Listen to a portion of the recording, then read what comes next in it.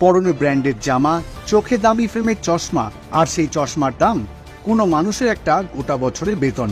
মুখে বড় বড় সংলাপ, ঠিক যেন হীরক রানীর সুযোগ্য বংশধর। কার কথা বলছি বুঝতে পারছেন তো? কালীঘাটের জমিদার অভিষেক ব্যানার্জি। প্রশ্ন মনে আসতেই পারে, কি এমন সম্পত্তি আছে ভাইপো? চলুন তবে জমিদার ব্যানার্জির সম্পত্তির একটা ট্রেলার দেখাই।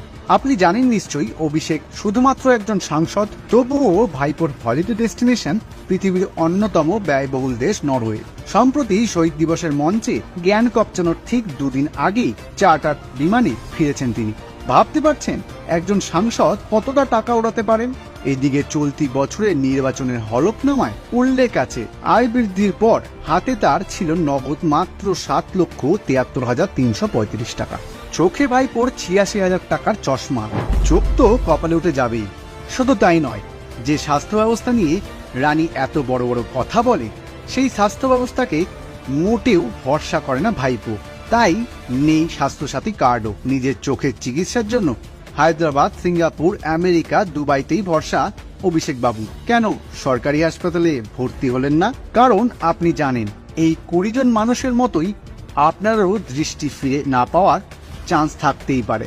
অভিষেক বাবু নিজেকে জনগণের চাকর বলেন, আর এই অভিষেক বাবুই আবার গরিব লোকের চায়ের দোকান উচ্ছেদ করে 150 কোটি টাকার এসকেলেটর লাগানো বাড়ি তৈরি করেছেন, যার নাম শান্তিনিকেতন। বাংলার মানুষের শান্তি চিবিয়ে দিব্যি শান্তিতে রয়েছেন। বিদেশি কোম্পানির জল গলায় ঢালছেন।